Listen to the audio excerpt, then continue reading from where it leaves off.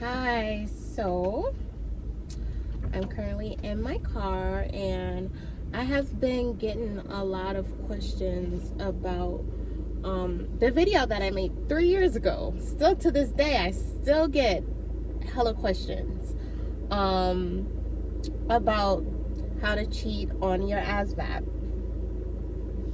So about 3 years ago, I cheated on an Asvab. And a lot of people, they asked a lot of questions about, mainly it's just like, how did you do it. And in my first video I thoroughly explained how I had my phone, and the way, it's all about the way you're positioned, I would say. Wherever branch you are at and what state, mind you, I was in Michigan, Detroit, Michigan, and where I was at, it was in Canton, and it was like a small testing site. The room was pretty small. It was spaced out, and it was cameras in the locker room where we had to leave our phone and everything. It was cameras in there, but the way I shifted, it looks like I was putting something inside the locker, but I didn't put anything in the locker. I kept my phone. And at that branch, it was very easy. Like, that was my first time ever cheating. I never went back to take a second test. I studied, but I mostly cheated on the math portion because I suck at math. But I did study. I had the book, is it testing something, Asvab for Dummies. I had that book. I used that book to study. It really did help me a lot.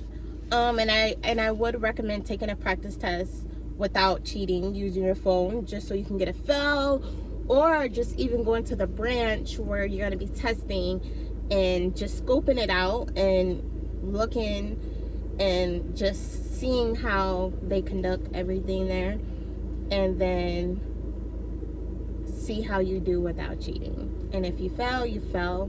You study and you observe everything and you look at everything, and you know what you can get away with or not, because you would hate to get caught cheating. And I'm sure there would be a punishment, but you will hate to get caught cheating, things like that. And another person asked me like, oh, can you help me? And then another guy, he asked me, oh, do you remember the questions? Absolutely no, I do not remember any questions.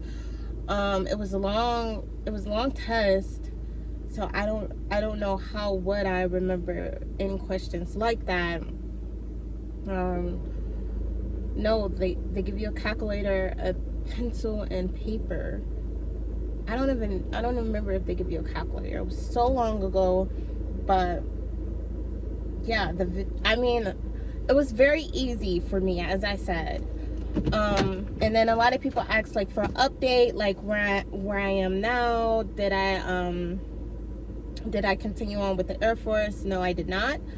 Around that time when I was seeking that, I was so much clueless in my life, and I needed structure, and I didn't know what I was doing, basically. So I was just like, you can't go wrong with that. I'm not doing shit anyways. But I think it was something about the contract that threw me off. Yeah, the contract, it was like an 8-year or something like that, and I just decided that, yeah, this is not the path for me, and my family was not on board. So it's a lot of personal things that made me decide not to continue with that. But yeah, but if you guys want me to explain more on how I cheated, here's this. I remember getting there how I explained in the first video. I walked in. Of course, you have to sign, do paperwork and things like that. They point you to a locker where a room with like about 50-60 lockers. Maybe I'm lying. Maybe it was probably 30. probably 30 lockers. So a small room with small lockers. They're very small. They pointed me to the room, and they pointed me to the room. I went inside the room. And I put my phone and my things inside the locker. Thank you. You're welcome. I put my phone and things inside the locker, and inside the locker. And then I had to wait in the lobby until they called me to the back, which I waited, and then they called me to the back, and I had to sit in the hallway, which was like 5-6 chairs, with other people. This was post-COVID, before COVID. Mind you, I don't know how they do it now with COVID. So with COVID, it could be a plus, or it could be easier with COVID, because